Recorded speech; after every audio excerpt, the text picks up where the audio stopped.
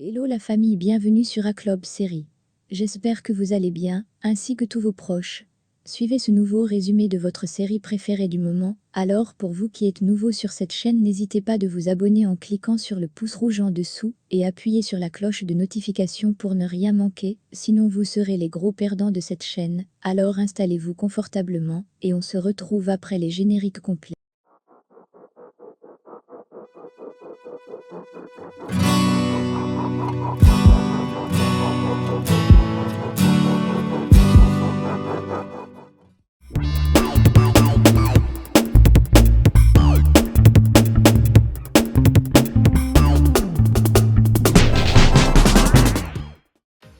Martin se présente à Marcella comme le père d'une amie de Luna. Il interroge à Marcella où il peut retrouver le taureau. Marcella le nie. Martin la demande s'il peut l'attendre. Marcella répond qu'avec le taureau l'heure de départ est connue, mais pas l'heure d'arrivée. Martin suggère sur le fait qu'il a dû aller travailler.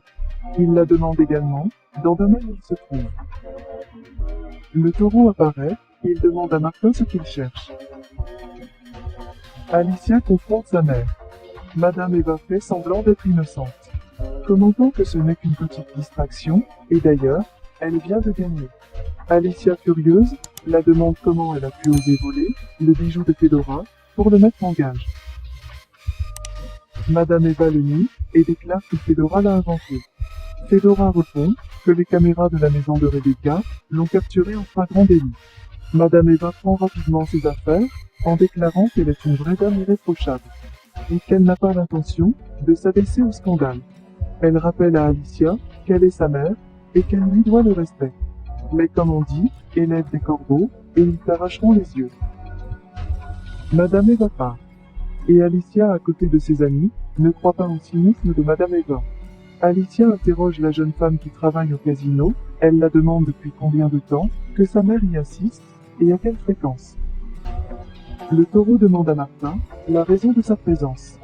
Martin répond, sous prétexte qu'il veut faire une sortie pour les filles au musée. Le taureau lui fait remarquer que c'est une affaire de vieille femme. Et il est pressé, au cas où les mères des filles s'organisent, et qu'elles ne le dérangent pas. Martin déclare qu'il doit être un homme très occupé.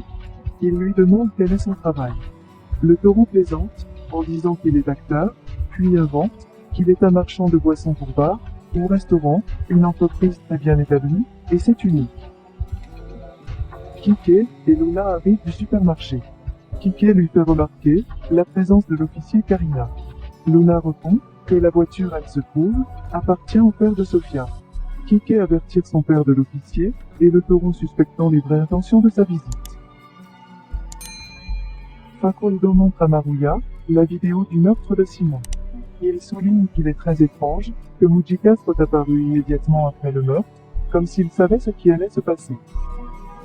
Ariana avoue à Miranda qu'elle savait déjà que c'était Nicole, le responsable de la distribution de sa vidéo. Et avec le téléphone portable qu'elle va donner à la police, elle va le vérifier. Miranda la demande pourquoi elle ne l'a pas dit avant. Elle explique quelle était la raison du passage à tabac, en plus du fait que Vanessa et Nicole l'ont menacé de la détruire. Madame Eva doit un escale. Et c'est alors qu'Alicia arrive avec ses amis. Alicia essaie de tout clarifier avec sa mère, mais Madame Eva souligne qu'elle est la responsable de tout, et de l'avoir fait vivre comme une sans-abri. Rebecca sourit du commentaire. Fedora la souligne que son cynisme est très grand. Madame Eva leur donne de se taire en l'appelant prostituée. Alicia déclare que sa mère est inhabituelle et qu'elle est sûre que c'est elle qu'elle va blâmer toutes ses actions. En plus, elle a manqué de respect à Fedora après l'avoir volée. Madame Eva confirme que oui, et c'est de sa faute. Puis s'en va très indignée. Moïse rencontre Greta, organisant les derniers détails du mariage. Greta très déçue par la simplicité de ce qui sera. Elle demande à Moïse pourquoi il a été forcé d'épouser une femme qui ne l'aime pas. Moïse répond très sûr de lui que Yuridia est simplement confus. Mais la personne qu'elle aime vraiment est lui. Greta répond qu'il espère qu'il ne la mettra pas de côté. Moïse lui promet que même s'ils se marient, ils continueront à s'amuser. Yuridia apparaît et les découvre dans une situation compromettante. Mais elle décide de l'ignorer. Elle exige de parler à Moïse en privé. Le Cholo demande à un officier de dire à l'officier Karina qu'il veut lui parler. Le taureau trouve la présence du père de Sophia et de l'officier étrange. Surtout le fait qu'ils sont venus en même temps. Le taureau demande à Luna le nom et le prénom du père de son ami. Luna répond qu'il s'appelle Martin Guerra. Le taureau est inquiète car il est le frère de Simon. Martin est déjà dans son véhicule avec Karina. Elle lui fait remarquer que le taureau sait comment prendre soin de son dos. Martin répond qu'il le sait, mais il est sûr qu'il fera un faux pas. Et ils parviendront à l'attraper. Facundo se présente au ministère. Il montre à Mujica la preuve qui disculpe le Cholo et montre que le taureau Cruz est le meurtrier de Simon. Yuridia demande à Moïse quelle preuve il a pour obtenir la liberté du Cholo.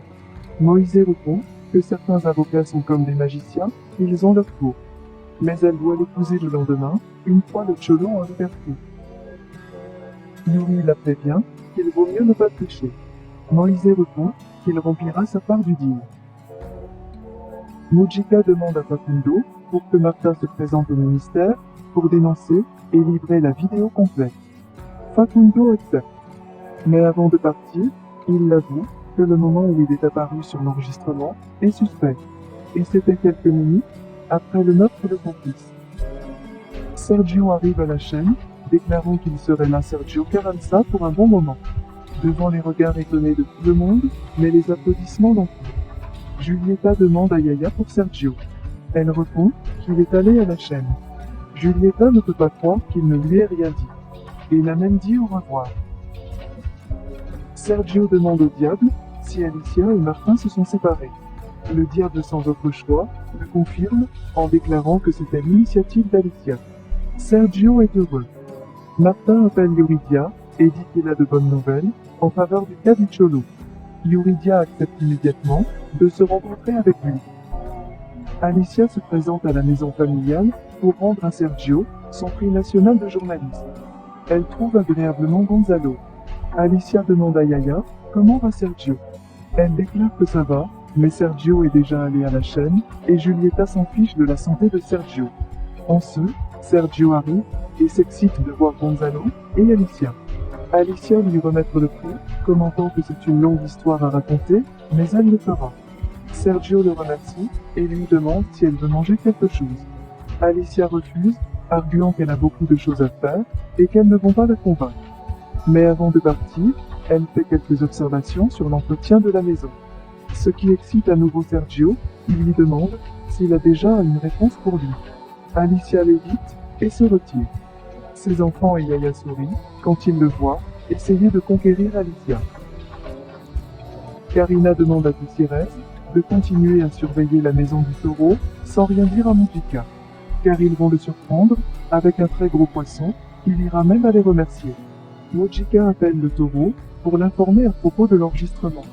Mujica l'avertit de ne pas paniquer, car il pourrait commettre une imprudence. Il lui assure qu'il résoudra le problème. Fabian surprend Rebecca avec son fils Paco. Mais Rebecca ne le reconnaît pas. Paco l'a dit qu'elle ne devrait pas s'inquiéter parce qu'ils se souviennent d'elle. Karina informe El Cholo à propos de l'existence de la vidéo qui prouve de manière convaincante son innocence. Le Cholo est choqué. Yuri regarde la vidéo et s'est mis à pleurer d'émotion. Martin la demande d'avertir l'avocat du Cholo. Mais Yuri lui dit qu'il ne suffit pas pour le libérer, car on l'accuse d'avoir organisé l'évasion des détenus. Julieta entre dans le studio de Sergio. Elle exige d'éteigner ce scandale, en plus de la musique funéraire. Elle dit à Sergio qu'il devrait aviser Gonzalo qu'il a une semaine pour libérer la chambre de la fille. Car aujourd'hui elle s'est réveillée avec le sentiment qu'elle aura une fille, dont il est reconnaissant car les chambres des garçons sont très ennuyeuses. Sergio répond qu'il devrait en parler. Julieta lui demande de ne pas être intense car il ne veut pas qu'il ait une autre crise cardiaque et qu'elle n'aura pas le courage. Sergio déclare que pour la même raison qu'il doit préciser que leur famille n'aura pas d'avenir.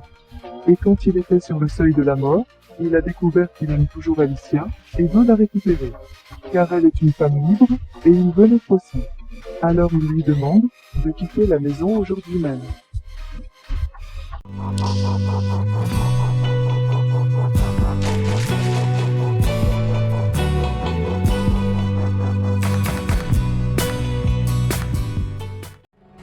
Laissez vos impressions en commentaire sans toutefois oublier de vous abonner pour ne rien rater des épisodes à venir. Alors j'espère que vous avez aimé ce résumé, on se retrouve très bientôt pour un nouvel épisode. Bisous bisous et portez-vous bien.